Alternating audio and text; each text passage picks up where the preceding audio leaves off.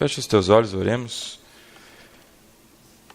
Santo Deus, Pai querido, pedimos ao Senhor que o Senhor acalme, Senhor, os nossos corações, aquiete a nossa alma e que possamos nessa noite, todos nós, Pai, a começar de mim, escutarmos a Tua doce e suave voz, a falar aos nossos ouvidos e nos conduzir, Pai, ao Teu reino e à Tua justiça, em todos os dias. Assim te pedimos e assim te agradecemos, em nome de Jesus. Amém. Amém, irmãos. Aqui na palavra que lemos, o último versículo diz o seguinte: não vos inquieteis, pois, pelo dia de amanhã, porque o dia de amanhã trará suas próprias preocupações. Basta a cada dia o seu mal. Em algumas versões talvez esteja o seu problema, mas aqui o tema é mal. O que eu gostaria que nós refletíssemos nessa noite é sobre algo que incomoda o coração de muita gente, que muitas pessoas têm, às vezes, dúvida acerca disso. É um tema antigo e que filósofos do primeiro, do segundo, do terceiro século já começaram a discutir esse tema. E que até hoje, por várias razões, permanece obscuro no nosso entendimento. Eu queria falar sobre o mal, sobre o sofrimento. O Senhor Jesus diz aqui no versículo 34, a cada dia nós teremos as próprias preocupações, as preocupações daquele dia. Basta a cada dia o seu mal. Duro pensar nisso quando a gente ouve isso vindo da boca do Deus Todo-Poderoso. Aliás, dizia um filósofo que como pode ser Deus Todo-Poderoso e como pode ser Deus amor em sua essência, e nós, que somos filhos de Deus, sofremos? Se você parar e pensar, essa é uma questão apologética. Apologia, defesa da fé. Muitas pessoas, quando você vai falar de Cristo para elas, talvez a primeira coisa que você escute é, mas, como foi dito aqui no começo do louvor, né? Onde está o seu Deus, que não protegeu o menino de pegar uma dengue, não protegeu de um mosquitinho minúsculo? Onde está o seu Deus enquanto está esse fuzuê na tua vida? Onde está o Senhor, o teu Deus, que você diz que é tão poderoso em batalha, sendo que você tem sido derrotado todos os dias? Quantos aqui já ouviram isso? Talvez nas conversas que a gente tem por aí, muita gente não faz esse questionamento aberto, mas nós, no nosso coração, fazemos a nós mesmos. Por que eu? Por que eu fui escolhido? Não, o Carlinhos é mais bonito que eu. Podia ser lá o Carlinhos, Senhor. Né? O Mano Walter lá, ó. Tanta coisa que ele tem para fazer lá, bota mais um para ele lá, Senhor. Nós mesmos nos perguntamos e questionamos a nós mesmos, duvidando da nossa própria fé. Onde está o Senhor? Se eu perguntasse aqui, talvez poucos fossem corajosos de levantar a mão e dizer, realmente, essa semana eu fiz essa pergunta. Poucos seriam os corajosos de dizer que questionaram a Deus. Porque se a gente parar para pensar, é a criatura maior que o seu Criador? De forma nenhuma. Como podemos nós questionar a Deus? Mas esse filósofo, que é lá das antigas, muito antigo mesmo, séculos e séculos atrás de nós, ele perguntou, por que nós sofremos? Se Deus existe, essa é a primeira pergunta que ele põe.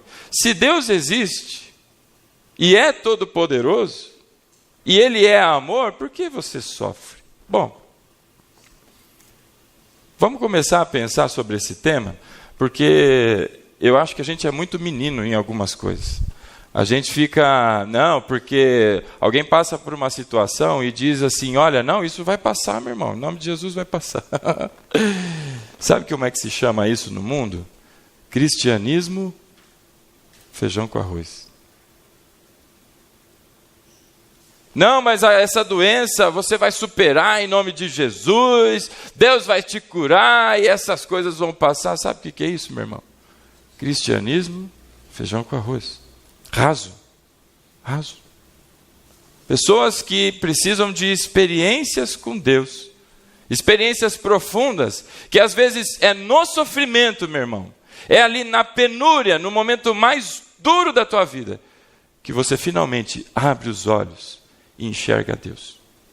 O resto da tua vida inteira, até aquele dia, você ouviu falar do Senhor. Assim como Jó.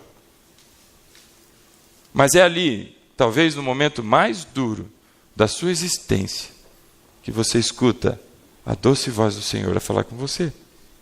Mas a gente tem respostas prontas. A crise vai passar, irmão. E tomara que passe logo, né? Porque está difícil. Mas vai passar, irmão. Essa crise vai passar em nome de Jesus. Olha. E vai brotar dinheiro. E vai o gafanhoto devorador. É o devorador, é o picador. É tanto gafanhoto, meu irmão, que eu nem sabia que tinha tudo isso de gafanhoto. Mas é gafanhoto que sai de tudo quanto é lado. Querido, você precisa conhecer algumas questões que são de Deus para a sua vida. E se alguém lhe perguntasse hoje, por que você sofre? Hoje eu estou sem microfone, eu estou com as mãos soltas aqui. Por que você sofre, rapaz? Uai, não é o Deus o Todo-Poderoso, Criador dos céus e da terra? A primeira coisa que a gente precisa separar é que, sim, Deus é o Criador de todas as coisas. E o fato da existência do mal, da existência do sofrimento, em nenhum momento desabona a existência de Deus. Em nenhum momento coloca numa condição de dúvida a existência de Deus. Paulo em Romanos diz que a criação revela a natureza do Senhor. Através da criação, o simples fato de observar o mundo como foi criado, independente de lei ou não, as pessoas conseguem perceber que existe algo, alguém, um ser superior que formou todas as coisas. Independente de lei. Essa era a discussão em Romanos, até o capítulo 4. Portanto, meu irmão, o fato de haver o sofrimento e haver o mal, em nenhum momento tira ou põe em dúvida a questão sobre a existência de Deus. Deus existe. Sim, Deus existe. Ué, por que Deus não vai lá, sendo Ele todo-poderoso, e desliga a chave do sofrimento? Meu irmão, essa é uma pergunta que eu não sei te responder. A Bíblia também não responde para a gente. Mas o fato é que a compreensão humana acerca daquilo que é o divino é limitada. Existe até uma música por aí que por um certo tempo entrou difícil no meu ouvido, mas hoje eu consigo assimilar um pouquinho melhor. Que ela diz que ninguém explica a Deus. E se a gente parar para pensar, não explica mesmo. O que nós conhecemos de Deus é tão somente aquilo que Ele deixou se conhecer. Nada mais. E Ele, na sua essência, é amor. A palavra diz que Deus é amor. Portanto, a questão da existência de Deus não está em discussão. E as pessoas ficam nesse dilema de vai, não vai, existe, não existe. Por que hora funciona, hora não funciona? Eu preciso orar. Porque se eu orar, alguma coisa vai acontecer. A fé não está em Deus, mas está na oração. Essa oração é brava, hein? Essa oração é forte. Porque eu vou lá, porque aquela mulher que tem o cabelo desse tamanho, quando ela põe a mão na minha cabeça, rapaz do céu, chega a fervilhar os neurônios aqui. A fé está em quem, meu irmão? Está em Deus ou está na mão daquela mulher cabeluda que vai com o cabelo até lá embaixo? A fé está em quem, meu irmão? Está em Jesus ou está naquele que sabe falar 3, 4 palavrinhas mais bonitas? Deveria estar em Jesus, não é, Felipe? Mas a gente tem o péssimo costume de desconhecer as formas como Deus conduz as coisas na vida da gente. E entende que o sofrimento é algo ruim. Mas deixa eu te dizer uma coisa. Vou lhe falar da minha vida. Em determinados momentos da minha vida, o sofrimento pelo qual eu passei tracionou o meu caráter. Sabe o que é tracionar? Sabe o que é tração? É te puxar, é te empurrar. Empurrou o meu caráter para uma novidade de conhecimentos e uma novidade de pessoa que eu mesmo não conhecia. Mas Deus formou o meu caráter a ferro e a fogo. Por que você acha que o seu é diferente? Mas a gente fica, não, meu irmão, isso vai passar. É lógico que a gente quer confortar o coração das pessoas. É óbvio que a gente quer também receber uma palavra que conforte o nosso. Mas se há algo que é verdade, certo, e não há dúvidas, inclusive ouvimos agora há pouco, versículos que falam palavras do Senhor Jesus, é que basta para cada dia o seu mal. No mundo tereis aflições. Por que agora o sofrimento é algo que não faz parte do cristianismo? Sempre foi. Nós somos perseguidos, ou deveríamos ser perseguidos. Se você não sofre perseguição nenhuma, meu irmão, algo está errado. Como é que é no teu trabalho? Alguém te chama de o crentão? Alguém te chama, aí lá vem o santarrão? Ou coisas assim? Piadinhas? Se ninguém faz piadinha nenhuma, será que você está demonstrando a sua fé? Porque a palavra no mesmo capítulo aqui, aliás, do capítulo 5 do Evangelho de Mateus, diz que bem-aventurados os que são perseguidos por causa do meu nome. Mas há quem não esteja sendo perseguido. E quando o sofrimento vem na sua vida, meu irmão, que às vezes é para moldar o teu caráter, para deixar você não com a cara do mundo, mas com a cara de Cristo, você reclama para Deus. Mas isso não é de Deus não, rapaz. Esse negócio não é para mim não. Isso aí, sabe por que aconteceu isso aí? É porque eu deixei de orar. Aí vem o outro, é porque eu deixei de jejuar. Aí o outro é porque eu não fiz isso, é porque eu não fiz aquilo. Ei, querido, as mãos de Deus são soberanas. E elas estão sobre a sua vida, sobre a sua família, sobre a sua casa, sobre o seu trabalho. É Deus quem move as águas da sua vida. Portanto, meu irmão, o sofrimento que lhe é imposto tem propósito e tem finalidade. Agora, é verdade que muita coisa poderia ser abreviada, se a gente aprendesse a lição. Romanos, no capítulo 3, Paulo diz que fomos chamados para obediência, como foi orado aqui na hora da oferta. Fomos chamados para obediência. Mas a gente insiste em achar uma portinha dos fundos ali. Ó. Vamos dar uma escapadinha aqui, ó. Deus não está vendo, não. Deus. Passei aqui pela porta dos fundos. Todas as vezes que você encontra um atalho, esse atalho não lhe conduz a um momento de calma, de paz. Eu me lembro, estava conversando essa semana sobre a escola. Eu não sei quantos ainda estudam, né? E estava eu um belo dia e o meu amigo conversando comigo, ele me perguntou, você, agora que você é pastor, você não pode falar mentira, fala a verdade, você colava na escola? E eu falei para ele, irmão, vou te dizer a verdade. Fecha os ouvidos aí, pai e mãe, você não pode ouvir essas coisas. Falei, olha, eu vou falar para você, eu lembro uma vez, eu acho que eu colei mais vezes, mas eu lembro de uma, sabe por que eu não esqueço, meu irmão? Eu não sei o que me deu na cabeça. Estava eu sentado, eu estudava na Fundação Bradesco, tinha a cadeira daqui, eram carteiras, né? Era uma mesa aqui, a mesa atrás, aquela fileirinha de mesa. E a moça que estava sentada atrás de mim, pensa naquela CDF, né? Eu não sei qual é que é a gíria de hoje, mas na minha época era cabeça de ferro, né? O CDF. Era o cara que era nerd, né? O que estudava muito. E essa moça era uma dessas e ela estava bem atrás de mim. E eu estava lá fazendo a prova. Eu não sei o que é que me deu na cabeça. Eu resolvi olhar para a prova dela. Eu virei e fiquei assim. Não, mas eu esqueci que eu estava na sala de aula, que a professora estava andando. De repente eu só escutei o meu nome. Mas não foi assim como quem diz, ô Rodrigo. Eu escutei um berro. Né? Eu vou fazer aqui, senão eu deixo você surdo. Mas Rodrigo! Rapaz do céu, eu virei que eu quase quebrei a coluna. De tão rápido, o que foi? Que? Ela virou para mim, se você fizer isso de novo, eu arranco sua prova. Eu disse, pois não, professora, não vou. E eu não sei o que me deu na cabeça.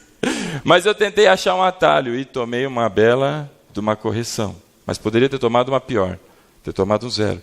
Então os atalhos não são para a gente. O sofrimento, meu irmão, ele tem um propósito de Deus na vida da gente. A gente não tem que questionar isso. Deus não deixou de ser Deus da minha vida nem na sua, porque enfrentamos uma doença grave. Deus não deixou de ser Deus da minha vida nem na sua, porque enfrentamos o desemprego, porque a crise está aí, eu passei por isso.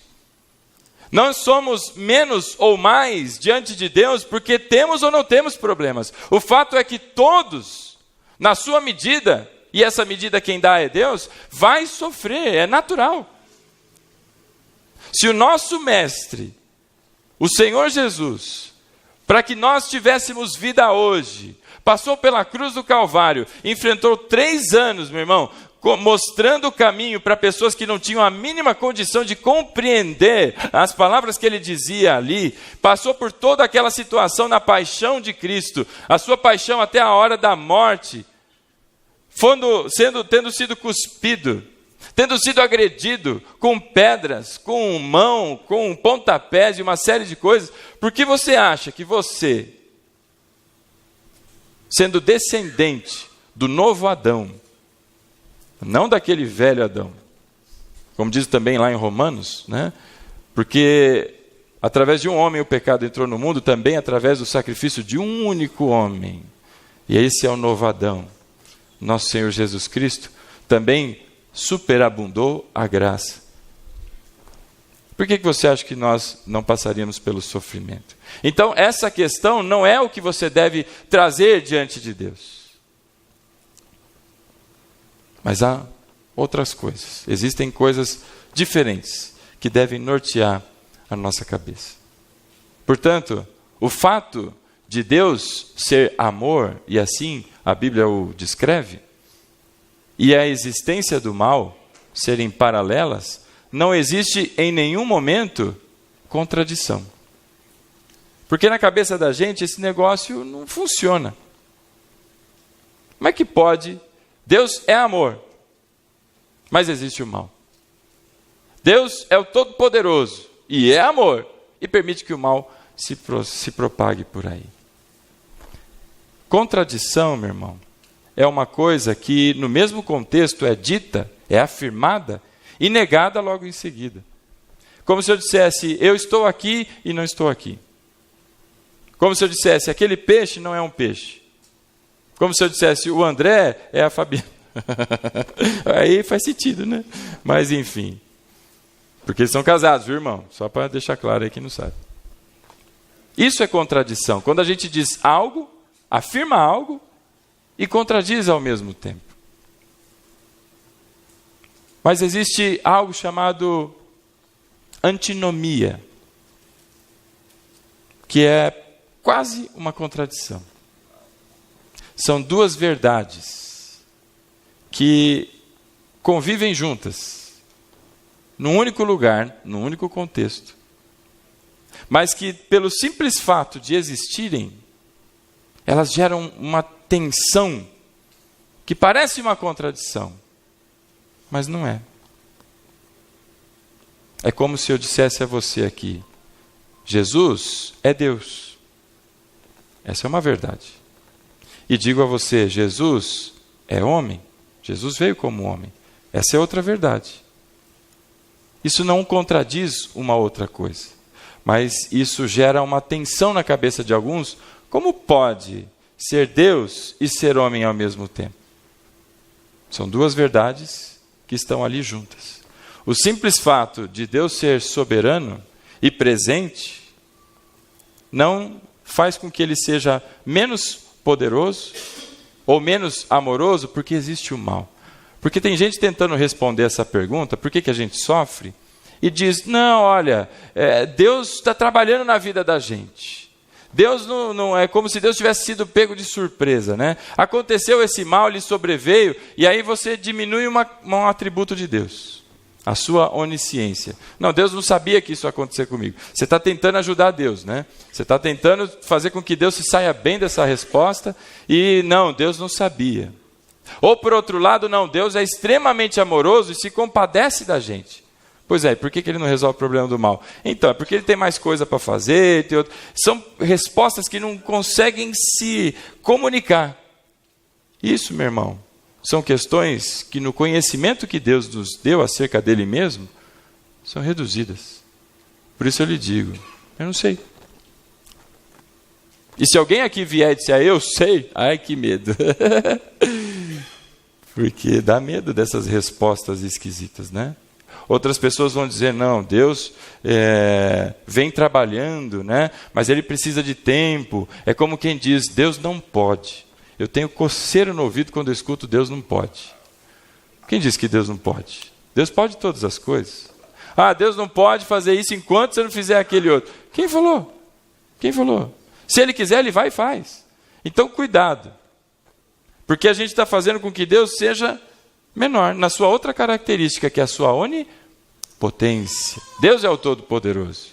Ele pode todas as coisas.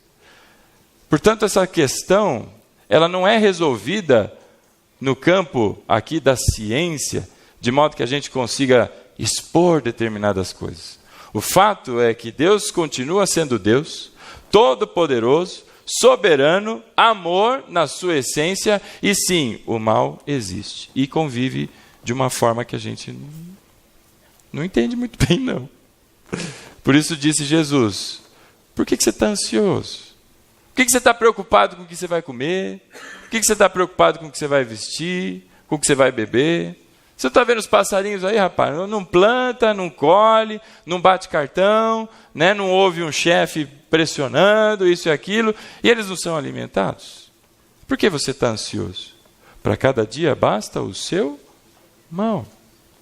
Então o sofrimento vai fazer parte. Acontece que o Deus Todo-Poderoso e amoroso continua olhando para mim e olhando para você. A questão acerca do sofrimento é outra. É o que a gente faz com esse negócio. Porque tem gente que entra num atoleiro e que não sai mais. Se afunda e vai se afundando e parece que o pé, né, como aqueles grandes jipes quando entram sei lá, num rio, qualquer coisa que ele entra lá, e o pneu vai se enfiando, ele vai rodando e vai cavando mais e mais e vai se enfiando. Entrou no sofrimento, não consegue sair mais. Entra no sofrimento e é uma situação tão triste, parece uma depressão. Chora daqui, chora dali, e não quer mais saber das coisas, e tudo se levanta como quem joga tudo para cima, e abandona as suas atividades, abandona os seus afazeres em casa, abandona a sua disposição para as coisas que tem na sua família, abandona a sua disposição para as coisas que tem no trabalho, joga tudo para cima, porque está sofrendo. Perceba, meu irmão, o sofrimento não é algo gostoso, de forma nenhuma. Ou tem algum masoquista aqui no meio da gente? Né? Você gosta de tomar uns pé do ouvido aí de Deus? Ninguém gosta. Mas se eu vou passar por isso e é algo garantido, e se tem algo, vou repetir para você, que é garantido, é que nós sofreremos.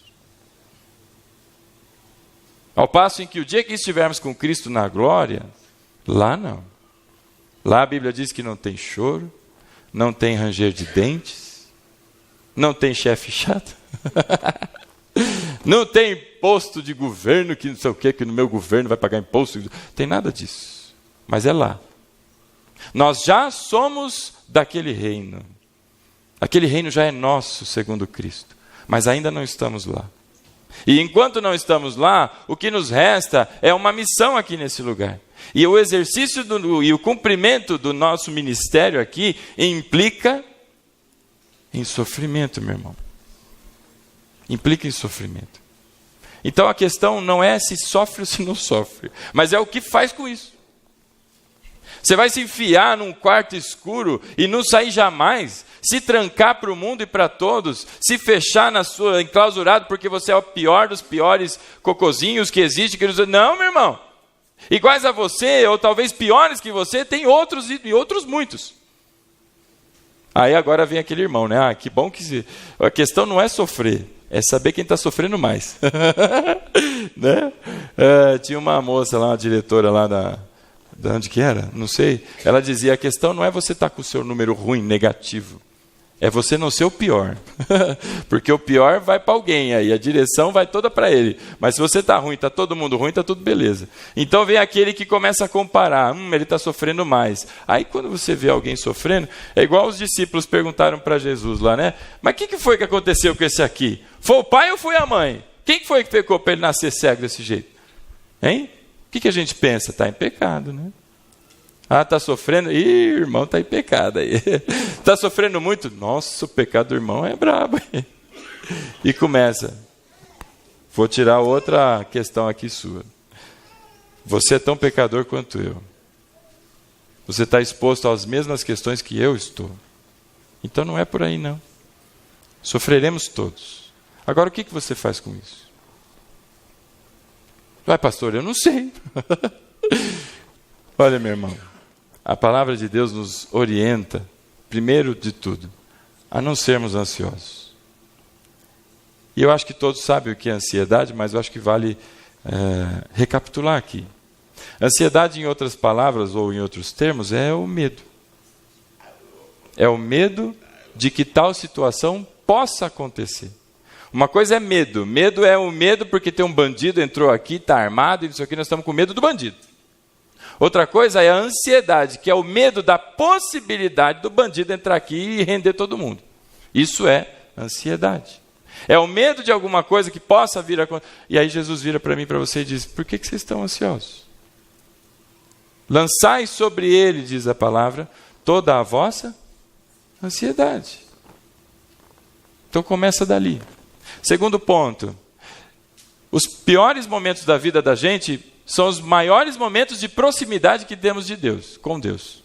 Verdade ou mentira? Quando eu voava de avião tempos atrás, eram os momentos de maior, né, oração ali. Ai, Deus, faz essas asas não entortar. Ai, Deus, abençoa essas turbinas aí. Abençoa esse piloto abençoado aí, vai. Pousa esse negócio no chão em nome de Jesus. E é o tempo inteiro orando, né? Porque você está aflito. Será que não há um propósito de maturidade na vida da gente? O fato de passarmos por provação? A Bíblia diz que sim. Então a gente deve deixar a ansiedade. E só nesse primeiro ponto de deixar a ansiedade, meu irmão, já é um esforço hercúleo para muita gente. Você precisa orar. E não é o fato de que orar vai te fazer com que o problema acabe. Não, meu irmão. Mas você precisa orar. Porque há necessidade de estarmos próximos do Senhor. E no momento de oração, sabe qual é a oração que deve ser feita? Sabe que você deve pronunciar? O teu silêncio. Porque enquanto falamos, Deus na sua educação, aguarda que a gente termine de falar, não é? Diferente de muitos de nós que numa conversa a gente fala junto com alguém, atropela, corta, né? E depois ainda vai naquela pseudo-educação. Desculpa, eu te cortei, mas eu continuo aqui, né? É mais ou menos, fica quieto aí, você não sabe o que está falando, né? Mas Deus na sua educação, que também nos ensina assim, Ele espera que a gente termine de falar. Mas tem gente que não quer ouvir, tem gente que quer falar. Precisa falar. Você precisa orar. Você precisa jejuar, meu irmão. Tá aí o segredo, era o jejum. Porque se tiver jejum, o negócio funciona. É o jejum que estava faltando. Meu irmão, jejum se chama mortificação da carne. Você não jejua porque você está numa campanha de jejum e de oração e que blá, blá, blá. Você jejua, ainda que seja numa campanha, mas a campanha é para você. Para que você consiga fazer com que o seu eu cada vez mais seja sepultado para ouvir a voz de Deus. Não é o teu sacrifício que faz com que a mão de Deus se mova, porque senão a cruz não servia para mais nada. Porque precisa de mais sacrifício. O de Cristo não foi suficiente. Eu tenho que me sacrificar. Eu tenho que passar fome. Eu tenho que ser o coitadinho aqui, que senão Deus não me abençoa. Irmão, maturidade, irmão. Pelo amor de Deus. O sacrifício do jejum é para você. Não é para mexer a mão de Deus. Não é para movimentar os lábios do Senhor para que Ele libere uma ordem dos seus anjos a seu respeito. mas é para que você escute com clareza a voz do Senhor. A mesma coisa é a oração. Oração de poder, sabe qual é? É aquela que o arrependido, o pecador arrependido, se coloca diante de Deus. Essa é a oração que tem poder. Não é aquela oração que se faz aos pulmões e pronuncia versículos bíblicos e sai em nome de Jesus e vai para lá e vai para cá. Isso não é oração de poder. Oração de poder é quando você se convence do seu pecado.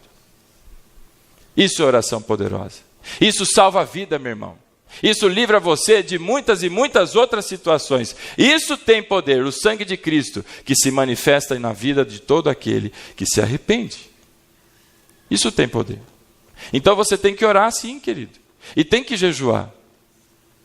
Mas para que você escute de Deus. Não é o fato de o fazer que algo vai mudar. Mas talvez Deus estivesse tão somente esperando que finalmente você se movimentasse na oração e finalmente se movimentasse no jejum.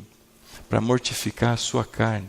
Colocar os teus desejos aqui no canto. Por que a gente tem ansiedade? Porque a gente quer alguma coisa. Ou a gente quer que algo não aconteça. É sempre a nossa vontade. Então, meu irmão, tem que baixar essa bola aí, rapaz. Ou em espanhol é la bajo la pelotita. Sim? Tem que abaixar esse troço aí. Que mané é tua vontade, rapaz? Quem entregou a vida para Cristo não tem mais vida. Ai, pastor, eu sou um zumbi. Não, meu irmão. Você vive a vida de Cristo. Não vivo eu, mas Cristo vive em mim. E se é a vida de Cristo, por que tem que ser a tua vontade, não a dele? São perguntas meio óbvias, né? Mas o fato, meu irmão, é que no dia a dia, começa a analisar a tua oração. Pega um gravadorzinho, bota do lado lá e começa a orar. E vai orando, e vai orando, e vai orando, e vai. Passa 2, 3 semanas e vai escutar a tua oração. O que mais vai sair lá é pedido. Eu quero isso, eu quero aquilo, e não sei o que, aquele outro, mas arrependimento. Talvez, na sua oração, seja muito escasso. Não aprendeu com a situação passada, vai aprender de novo. Como aquela criança que não se desenvolve na escola, ela não avança, ela não progride no ano seguinte. Ela faz de novo aquilo que devia já ter sido feito. São as mesmas matérias, são as mesmas lições. Os professores estão aí, eu estou falando groselha aí. São as mesmas provas, não a mesma pergunta, né? Senão ia ser muito fácil. Mas é a mesma coisa, para quê? Até que você finalmente aprenda, meu irmão. Então não tem segredo, não tem milagre, coisa cabalística que aquele abençoado tem uma varinha de condão que vai, né, e pim! Não, meu irmão. Isso aí é coisa de quem está assistindo muita sessão da tarde e ainda não despertou para a vida. Deus deixou as coisas muito claras para mim e para você. Obedece a palavra do Senhor. Existe um caminho a ser trilhado. Mas a gente não quer trilhar. E quem trilha esse caminho, tem e persevera nele, tem a garantia da coroa da vida. Está lá. Mas até que se chegue lá, de glória em glória, seguimos a nossa vida. E quem se lembra qual foi a glória de Cristo? Sofrimento. Isso mesmo. Se chama cruz. A glória de Cristo foi a cruz. Não foi o fato da ressurreição, porque a ressurreição foi a aceitação do sacrifício. Mas foi a execução, a obediência a algo que ele recebeu de Deus. Essa é a glória de Cristo, a cruz. Então aquelas pessoas que cantam, eu quero a sua glória, eu quero ver sua glória. Então vai, é glória dele aí, ó. Toma a glória aí. Aí depois está sofrendo, não está entendendo, mas por que eu estou sofrendo? Você não pediu para ver a glória, rapaz? Toma aí a glória. Oh, meu irmão. Então a gente precisa mortificar a nossa carne. A grande questão que a gente precisa aprender não é o sofrimento, mas é uma doutrina que tem sido esquecida há muito tempo pela igreja, está lá adormecida, e muitos talvez aqui nunca ouviram falar dela, apesar de ter um livro na Bíblia com o nome dela, nunca ouviram falar dessa doutrina.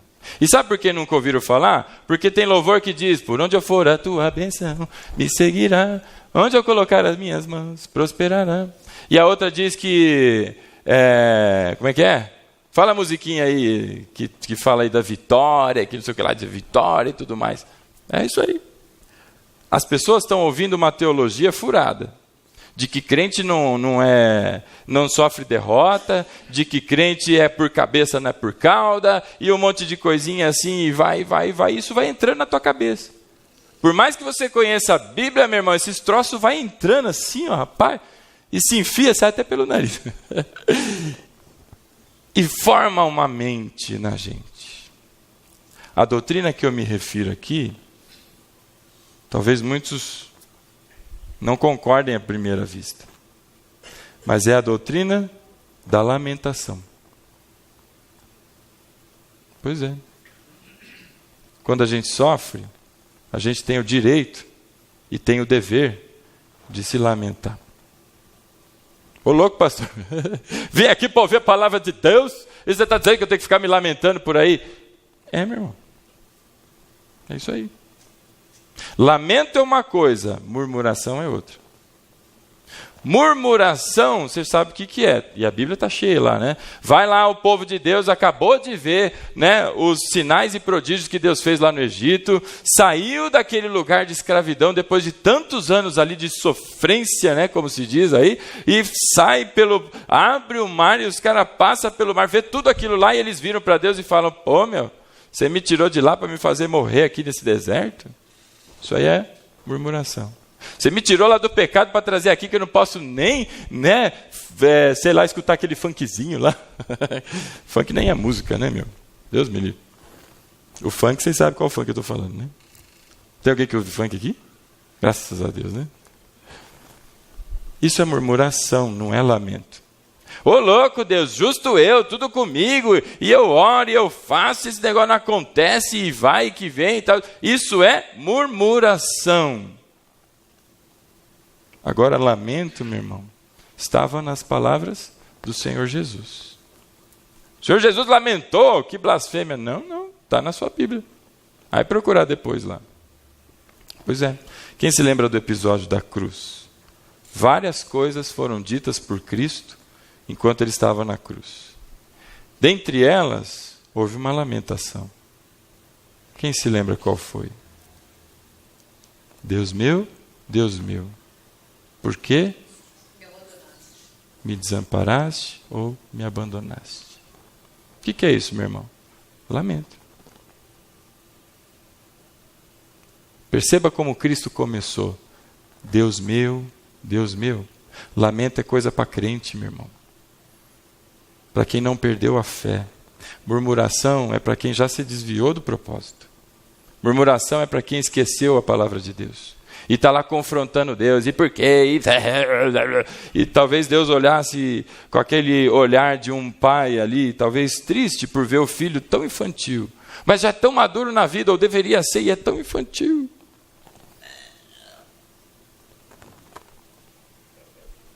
Lamentação é para crente. E quando Cristo diz, Deus meu, por que me desamparaste? Ele está recitando a palavra de Deus. Abra comigo em Salmos, capítulo 22.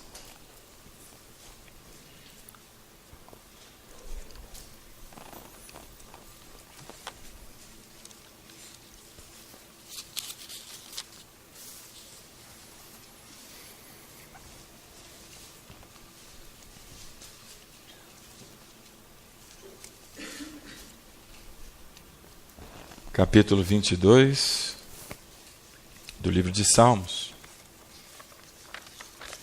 E é interessante você conhecer a sua Bíblia, viu, meu irmão?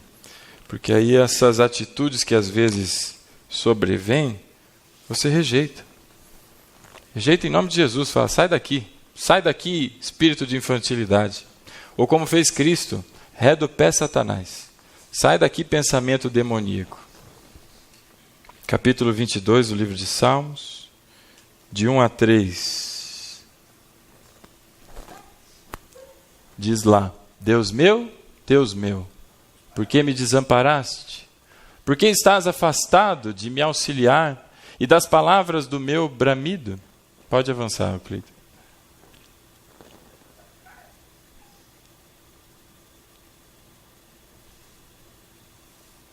Deus meu, eu clamo de dia, porém tu não me ouves.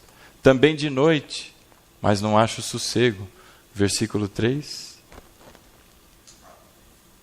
Contudo, tu és santo, entronizado sobre os louvores de Israel. Como é que ele começa? Deus meu. Meu Deus, meu Senhor. Isso é reverência. É joelho prostrado diante de Deus. É testa, meu irmão, encontrando o chão. Deus meu, por que me desamparaste? Eu oro de dia, eu não escuto a tua voz. Eu oro de noite, eu não entendo nada. As coisas se acumulam na minha frente, as coisas parecem se tumultuar todas, mas eu não consigo compreender. E ele termina no versículo 3 dizendo: contudo, tu és santo. Isso é filho de Deus, meu irmão.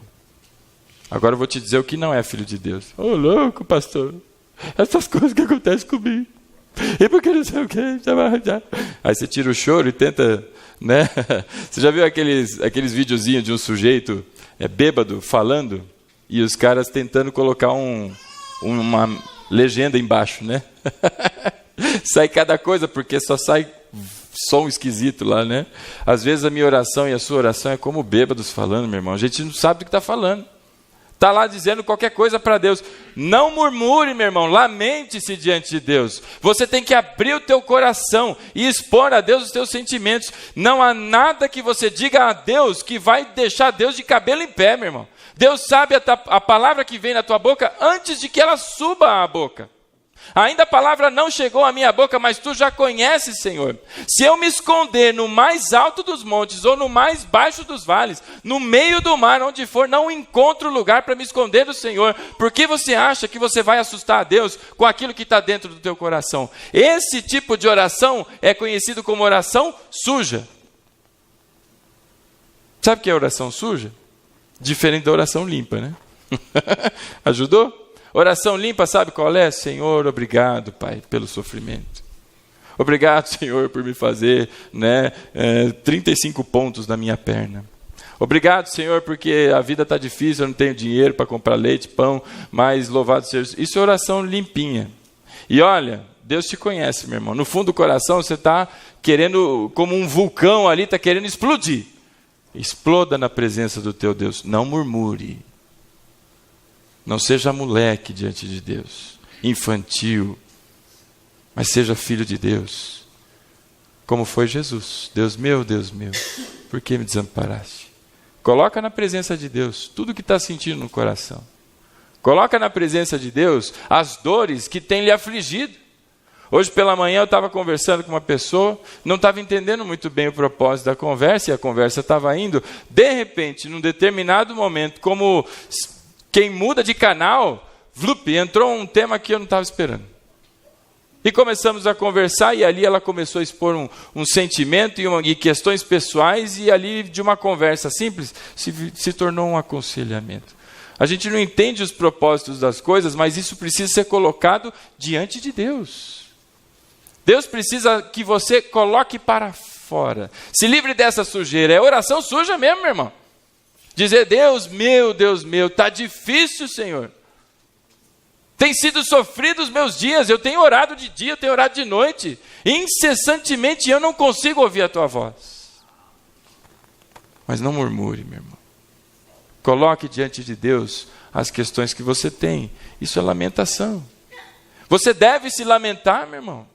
Existe um livro na vida chamado Lamentações. Esse salmo que nós lemos foi o salmo de Davi, escrito por Davi. Você conhece Davi, né? A história dele. Eu não conheci pessoalmente, ok? Mas você conhece a história dele. Um sujeito bravo, guerreiro, meu irmão. E olha o tipo de oração e de lamento que ele pôs diante de Deus. A questão não é se a gente sofre ou não, meu irmão. Existe algo que Deus permitiu que fizéssemos, que é nos lamentarmos diante de Deus. E durante o nosso lamento, meu irmão, como quem organiza os seus pensamentos, colocando tudo isso para fora, a gente começa a observar algumas coisas que são nossas. E que Deus está nos tratando através dessas situações.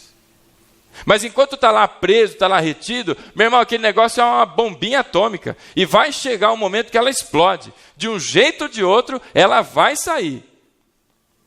Mas às vezes ela não explode diante de Deus. na presença do Senhor, ela explode no ouvido do seu marido. Ela explode no ouvido da sua esposa. Ela explode no ouvido do seu filho. Ela explode na orelha do teu chefe, que causa uma situação complicada. Mas aquele que se lamenta diante de Deus, ele encontra o abrigo seguro do Senhor. E nos braços de Deus, descansa. Pode não mudar nada, mas você se aliviou na presença do Senhor. Davi disse: Deus meu, por que me desamparastes? Mas no final, ele diz: contudo, querendo dizer, apesar de tudo isso, tu és santo. O Senhor sabe de todas as coisas. Eu ouvi um testemunho contado por um pastor que me deu aula no seminário, de uma situação muito difícil. Ele era recém-formado em teologia, recém-ordenado a pastor, tinha 1 ano e pouquinho, e estava lá numa igreja, aqui no centro de São Paulo. E teve um culto, durante a semana, salvo engano, uma quarta-feira, e ele foi, ministrou, foi uma noite abençoadíssima. Segundo ele, foi uma noite em que todas as pessoas foram até ele ao final para dizer que sentiram muito forte a presença de Deus, que os louvores foram tremendos, que a ministração foi de encontro ao que os corações queriam ouvir. Foi algo maravilhoso. E havia uma senhora ali, que também foi falar com ele, disse a mesma coisa. Horas depois do culto, ele recebe uma ligação daquela senhora. Ela estava desesperada. E ele foi até a casa dela. Enquanto ela estava no culto, o filho dela, por algum motivo, não sei, ele foi alvejado. Foi baleado da cabeça aos pés. Foram vários tiros, vários. E ele morreu na calçada em frente à casa dela. E quando ela chegou do culto, naquele mesmo dia, naquele culto que foi um culto muito abençoado, ela chegou e se deparou com aquela cena. Meu irmão, e o pastor, quando foi até lá e ele disse: gente, eu não sabia o que fazer, eu não sabia o que falar. E ela começou a falar algumas coisas, e ela começou a bravejar e soltar o que estava dentro do coração dela. Ela começou a se lamentar. Mas não se lamentar bonitinho, como a Bíblia escreve ali, Deus meu, eu oro. Mas ela soltou o que estava no coração, a sujeira que estava no coração. E começou a soltar. Ele disse que ele queria parar aquela mulher, pôr a mão na boca dela e falar: chega, minha senhora, que daqui a pouco a senhora vai blasfemar. Para só um pouquinho. E ele sentiu ali de Deus dizendo: você fica quieto. Silencia a sua boca, deixa ela falar. E ele começou a dar passos para trás e aquela mulher começou a falar. Meu irmão, ele disse que ele não reproduz o que ela disse, porque são palavras não apropriadas. E ela soltou, e foi, e foram, sei lá se 10 ou 15 minutos de ali um grande despejo daquela mulher. Mas no final, ela olhou para ele com o rosto todo deformado de tanto chorar, né? Com essa região aqui do rosto já inchada e tudo mais. Ela olhou para ele: mas olha, pastor, Deus deu, Deus tirou. Louvado seja o Senhor, porque ele estava no caminho do Senhor. Eu sei para onde ele foi, e mudou totalmente o que começou a sair de dentro. Mas precisou ser limpo, precisou extravasar. Isso é lamentação, meu irmão. Eu não tenho ideia do sofrimento daquela senhora. Não tenho. Mas ela ali diante do Senhor, não foi para aquele pastor, começou a despejar cada uma das coisas que vinham à cabeça, cada uma das coisas que subiam ao coração, porque você não é cristão, porque na tua lógica você compreendeu os princípios bíblicos e está coerente com o que você pensa. Mas nós somos cristãos porque o evangelho penetrou no nosso coração, e o coração no mais puro sentido bíblico, meu irmão, em que une a nossa consciência com os nossos sentimentos. É uma coisa só. não é um sujeito extremamente racional e desprovido de sentimento, e não é aquele maluco que só sente as coisas, mas não tem nada de racional. É uma coisa só. Isso é ser cristão. E ela precisou extravasar tudo o que estava no coração. E se não tivesse feito, até hoje, até os dias de hoje, ia permanecer se lamentando, ia permanecer uma pessoa amarga, ia permanecer vivendo e ruminando aquele negócio dentro dela mesma. Mas ali, naquele lugar, Deus permitiu que ela ali se lamentasse. E na presença de Deus, não é para homens, meu irmão, mas é diante de Deus, entregando ao Senhor aquilo que é precioso para você. Essa sujeira é feia, mas ela está dentro de você e é preciosa. Precisa sair. E quando ela sai, se não é murmuração, é lamento, quando ela sai, em seguida, começa a vir palavras que são como essa. De louvor ao Senhor, porque é Deus meu, Deus meu. Não é o Senhor, como quem diz, não Senhor de Kyrios, não é a palavra Kyrios, que ela vem em caixa alta na sua Bíblia, mas é Senhor de como quem diz, ô Senhor, tudo bem com o Senhor? Né? Ô Senhor, o Senhor não está vendo as coisas aqui, não é com irreverência ou com falta de respeito, mas é sabendo com quem a gente está falando, e é o meu Pai, é o seu Pai, que tem o poder de fazer todas as coisas, e de fazer novas todas as coisas, mas no nosso limite de compreensão, tem certas coisas, meu irmão, que chegam e para, eu não sei dizer por que Deus permitiu que aquilo acontecesse com aquela senhora, e em seguida de um culto tão abençoado. Eu não sei porque Deus tem trazido a nossa vida a certos caminhos que tem feito com que a gente não só se lamente, mas entre por depressões, tente se enfiar num quarto, tenta desistir das coisas e da vida, tenta fugir. Eu não sei. Mas o que Deus está dizendo a mim e a você nessa noite é que não fuja. Na presença de Deus, diante do teu Pai, coloca tudo na mesa. Tira, deixa sair. Porque Deus é quem sabe como trata-se o coração. Deus é quem sabe como é que aperta os botõezinhos, se é que existem botões dentro da gente, e que parametriza as coisas de um jeito correto. Deus é quem sabe. Não é o psicólogo, não é o psiquiatra, não é remédio, não é... É Deus quem sabe como corrige o coração de cada um de nós. Então, na presença dele, vou usar um termo bem feio aqui, vomita. Não guarda para você não. Não fica retendo, mas deixa sair na presença de Deus. Em oração. Percebe, meu irmão? Deus deu a mim e a você a condição de nos lamentarmos. Ô, meu irmão, a vida é difícil demais. Muito difícil. Eu tenho 37 anos. Sou casado. Tenho 2 filhos.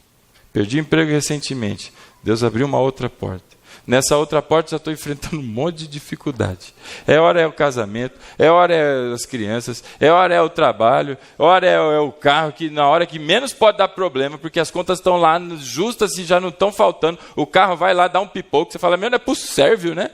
Justo agora, rapaz, né? E tanta coisa que vai se acumulando. Essa, meu irmão, é a vida. Prazer, né? Vida, Rodrigo, vida. Essa é a vida. Agora, o que nós vamos fazer com isso, meu irmão? Nós vamos nos enfiar num quarto, não sair mais de casa, deixar de falar com as pessoas, deixar de viver e de ser feliz ou de buscar a felicidade? Não, meu irmão. Deus ensinou alguns caminhos. Começa a orar. Porque tem gente que negligencia muito a oração. A oração é uma das maiores ferramentas que você e eu temos. Mas a oração da gente é aquela oração de 5 minutos. Deus abençoe o sono dessa noite, em nome de Jesus, amém. Ou Senhor, Pai, como é que é? Vai abençoar a comida lá, não faça mal, não faça bem, em nome de Jesus, amém. O cara até rima a oração, né? E faz rapidinho, porque está com fome. Isso é oração para algumas pessoas. Tem gente que às vezes vira para mim e fala, pastor, hoje eu conversei com Deus de um jeito totalmente diferente. Eu não estava orando, não. Eu estava conversando como eu converso com o senhor aqui, ó, da minha frente aqui. Eu falei, meu irmão, parabéns, você orou talvez pela primeira vez na sua vida. Isso é oração. E tem gente que negligencia muito a oração. Não pode, meu irmão. Se aproxima de Deus. Não se aproxima de coisas que você acha que te dá solução. Porque não vai te dar. Sabe o que vai te dar? O Senhor, o teu Pai. Começa a jejuar, sim, jejue. Mas não jejue pensando que o teu jejum é poderoso nos seus efeitos, porque olha, as cadeias vão se quebrar porque eu vou jejuar. Não, sabe o que vai quebrar na sua vida quando você começar a jejuar? Você. Você vai se quebrar. As estruturas pecaminosas não resistem ao sacrifício do jejum. Começa a orar, começa a jejuar e começa a encarar o teu sofrimento de frente. Como um homem de Deus e como uma mulher de Deus, não como meninos. Capítulo 13 de 1 de Coríntios, Paulo diz que em parte conhecemos e em parte nós temos a visão das coisas. Eu tenho 37 hoje. Se Deus quiser, daqui a 20 anos, terei? Faz as contas? 57. Os irmãos estão acordados. 57, daqui a 20 anos, se Deus permitir. A minha cosmovisão, a forma como eu enxergo o mundo, a relação de Deus com as coisas, a palavra de Deus, vai ser totalmente diferente, meu irmão, porque eu estou crescendo. Hoje você é muito mais maduro do que você era dias atrás. E assim a vida vai seguindo. Então encara o teu problema, bonitão, de frente. Chama o sofrimento para conversar ali, ó. Vem aqui, rapaz.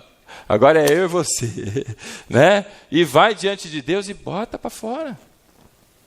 Tem gente que tem medo de falar com Deus de certas coisas. Acha que é pecado. Vai dizer, ai Senhor, se eu disser para Deus que eu estou insatisfeito, nossa, que ingratidão a minha. Lógico que não, meu irmão. É o que está no teu coração? É. Deus já conhece, bonitão, então já foi. Se fosse deixar Deus triste, você já deixou. Então ponha para fora. Coloque para fora. Exponha. Há um princípio bíblico que é elementar. Tudo que está debaixo da luz do Senhor, tudo, se for trevas, se dissipa. Nada resiste à luz do Senhor. Nada. Então põe para fora, meu irmão. Porque se é Deus trabalhando na sua vida, é mais uma etapa do processo de Deus, da sua intimidade com o Senhor e do seu amadurecimento pessoal. Agora, se não for processo de Deus, for coisas que são da carne, coisas que são desse mundo, influências desse poderio terrível que existe aí fora, meu irmão, aí não resiste não. É na hora que vai para fora, vai... Quantos já viram um filme de terror aí? Quantos já viram um filme de vampiro? Olha os crentes aí, hein? Revelando que está assistindo. O vampiro, quando vai no sol, tirando aquele lá aqueles vampiros teenagers lá, como é que é? Os vampirinhos esquisitos. Eclipse lá, que no sol não faz nada. Segundo as histórias, o vampirão, quando pega o sol, ele não resiste. Aquilo é a exata situação de tudo que é trevas quando é exposto à luz do Senhor. Então põe para fora, meu irmão. Põe para fora. Deus nos deu a doutrina da lamentação. Então leia com mais cuidado o Salmo, número 22, que o seguinte é o 23, e nós já falamos sobre ele. Que tremendo, né? Ele começa dizendo o quê? O Senhor é meu pastor e nada me faltará. E como nós já aprendemos, né? Se você não se lembra, eu vou te relembrar. Nada me faltará não é porque Deus me acrescenta, mas é porque Deus me tira. Deus tira tudo aquilo que você não precisa. Você acha que precisa, mas Deus está dizendo que não precisa. Então Deus tira. Portanto, leia com calma. Ore antes, para que Deus abra os olhos espirituais e lhe permita compreender em profundidade as coisas de Deus. O sofrimento vem, meu irmão. Hoje tem um. Olha que notícia legal, amanhã tem outro. Maior, menor, em proporção, não sei, mas tem. Agora a gente precisa superar essas coisas e superá-las na força do Senhor. A lamentação diante de Deus É um caminho. E nessa noite em que celebraremos em memória do Senhor, que você se coloque diante de Deus de uma forma diferente, madura. E exponha a Deus as suas questões. Né? Porque Deus é poderoso. Amém. Todo poderoso. Deus é amor. Amém. Sua essência é o amor. E tudo isso nos permite agora conviver com os nossos sofrimentos e transpassá-los. Como o carro que passa por uma lombada. Faz plup, plup, foi embora. E assim a gente segue a vida. Tem sofrimento, meu irmão, que talvez não te deixe nunca mais. Ué, por que não? Né? Eu não tenho que aguentar corintiano todo dia na minha vida? É um sofrimento que vai para... Tem coisa que não vai te deixar. Tem coisa que vai. Ué, Paulo chamou isso de espinho na carne. Ninguém sabe o que é. Alguns engraçadinhos dizem que era a sogra. O espinho na carne de Paulo era a sogra. Mas ele não tinha sogra, meu. Aí vem com as gracinhas, né? Mas o fato é que existem algumas coisas que vão fazer com que a gente sempre perambule por caminhos esquisitos. E são nessas horas que a gente tem que se lembrar que o caminho de Deus é a lamentação. Você não é fraco, meu irmão, porque você lamenta. De jeito nenhum. Ao contrário. Você demonstra para qualquer um, inclusive para Deus, a sua maturidade. Sabe quem é fraco? É quem finge que nada está acontecendo. É aquele que olha e, não, eu não vou falar com o pastor não, porque, rapaz, vou expor minha vida para o pastor. Não vou falar para não sei quem, porque senão os outros vão ficar sabendo. Meu irmão, lamentação significa maturidade. Então, nessa noite, em nome de Jesus, fique de pé. Vamos orar e clamar ao Senhor que nos abençoe.